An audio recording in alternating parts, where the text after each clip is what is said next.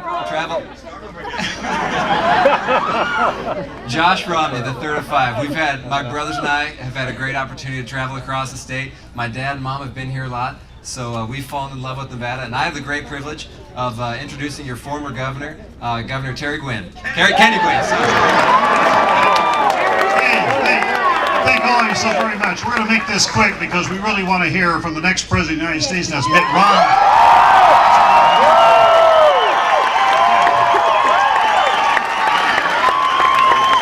I first want to thank the Brady family. They're always so great. Bill Brady, where are you? Wave your hand, Bill. Thanks a lot. You're always so great to support all the Republicans. Thank you and your wife. We appreciate it very much. And I know Ann is not here. So I haven't seen her, but she's been here working. Yeah, I know she had functions, so we want to thank her for being in Nevada. And thank you for the opportunity of getting this chance to see you so often in Nevada. You're one of the few, and you're by far the best who've been coming here. I can guarantee you.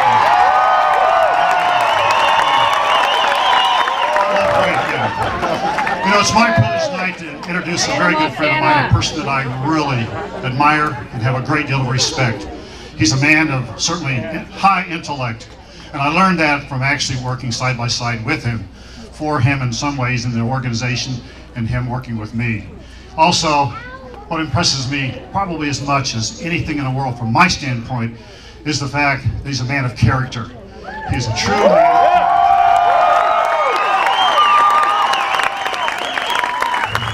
And when you put his intellectual capacity along with character and the true feeling that he has for his family and our families, I truly believe that he's by far the best person we have running for the President of the United States.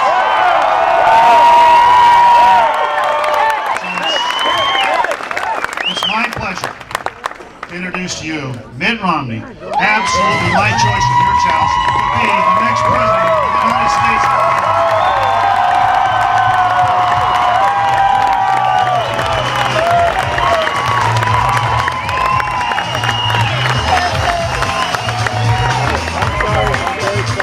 What a welcome. You guys are absolutely amazing.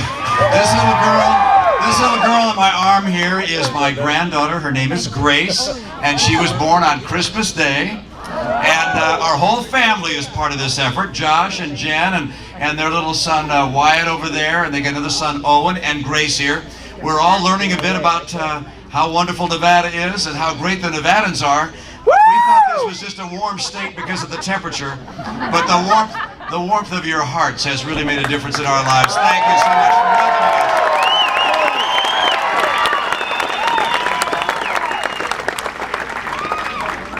Now, we've had some big surprises. There have been some ups and downs of all different kinds, and in Michigan, we were looking at a race there. We thought, boy, we're 6 points behind with only 5 days to go or so. It didn't seem like that was one we could overcome, but gosh, we ended up winning that one by almost 10 points.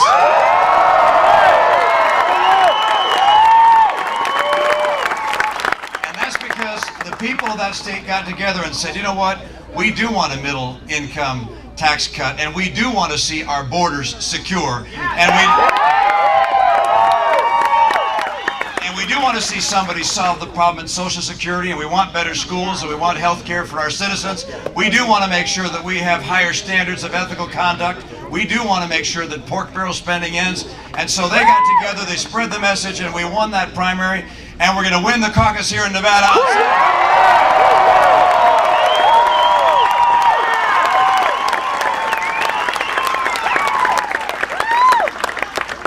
When I got started here, I had about 3 supporters, and then Kenny Gwinn got behind me, and look what happened. Look at this. This is a great friend. We've worked together for a number of years, and his support means the world to me. But I'll tell you, it also means the world to me to have all of you here, and to know of all the phone calls you've made. You've been making phone calls. You've got your neighbors. It's going to be embarrassing if there are more people that vote than there are Republicans. I mean, if you've got more people to vote twice, we're in trouble here. So they'll be looking after us. But as I've gone across the country, I've had something like almost 200 town meetings where people get to ask me questions and I respond, and this goes on at great length. And as I've talked to people in Nevada, as I've talked to people across the country, I keep hearing the same message, and that is, Washington is broken, and it's time to have a change in Washington.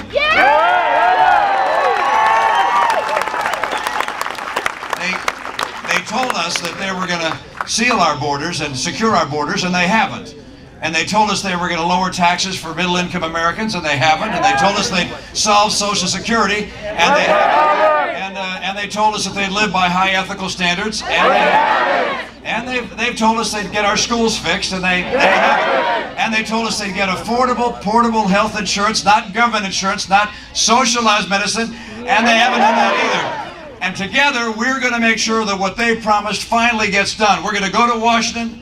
We're going to get the job done. We're going to make sure that America is strong and that we continue to lead the world.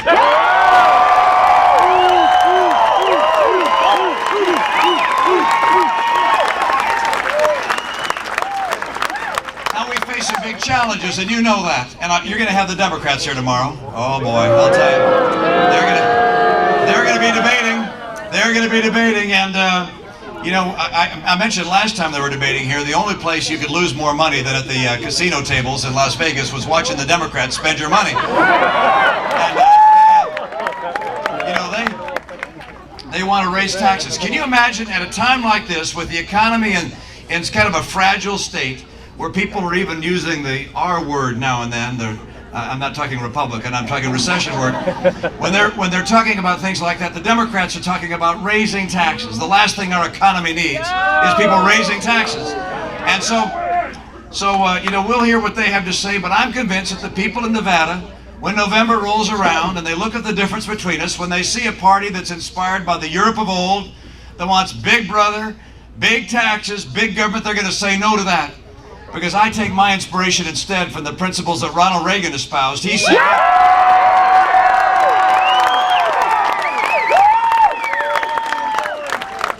look, America is a great nation. You may recall, some of you old enough to remember those days when Jimmy Carter was president. We